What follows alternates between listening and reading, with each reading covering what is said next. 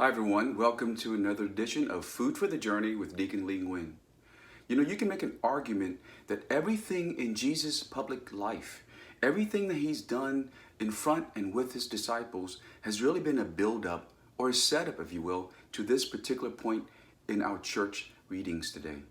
And when the time is right, he takes his 12 apostles and he leads them to this place called Caesarea Philippi. That's correct. And it's a very important place is because it's a place in ancient times where the old Jewish people in the Old Testament had worshiped the false god Baal. And later on, when the Greeks came, they worshiped a different god, Pan, the god that's associated with fertility and sexuality. And so this is a place of great immorality, a place of worshiping false gods. And he stands there and he asks his disciples the question. Don't tell me what other people say that I am. Who do you say that I am? Imagine how scary that question is. Just kind of take a step back. Young men, if you've been dating a girl for 3 months, right? And then you sit down with dinner with her and then she asks you that question. Who do you say that I am? How do you define me in our relationship? Where do you see our relationship going? And so guys, it's a very, very scary question. And this is exactly that same question. It's the question. Because if we're able to answer this question, just like with a young lady, if you answer it correctly, you shall live. And if you answer it incorrectly with a young lady, you'll be doomed as a dead dog.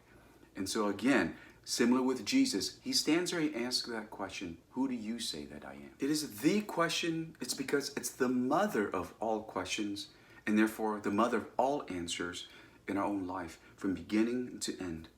The first most basic question is there even a God? Is there a supreme being that created me in his own image? Or am I here just because I'm a random series of chemical reactions and circumstances? And if there is a God, then has he created me for a specific purpose while I'm here on earth? And it impacts every aspect of our life. If we're in our dating years, it will ask the question, how should I view the opposite sex? How should I engage or not engage in relationship? It will ask us, what vocation, what career choice should I make? What career choice should I not make?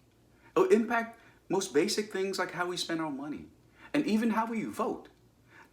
Not political parties, but what issues should be most important to us. And at the end of our life, this question will come back again. And Jesus has stated it slightly different, but it's exactly the same question. And where he meets us at the gates of heaven, he'll ask us the same question again. And that is, who do you say that I am? Do you acknowledge me before others and before yourself? And if you acknowledge me, and I'll acknowledge you before my Heavenly Father.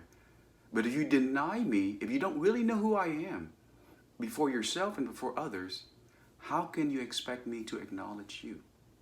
And so this question, the question, is the one we really have to spend some time on to answer ourselves, myself.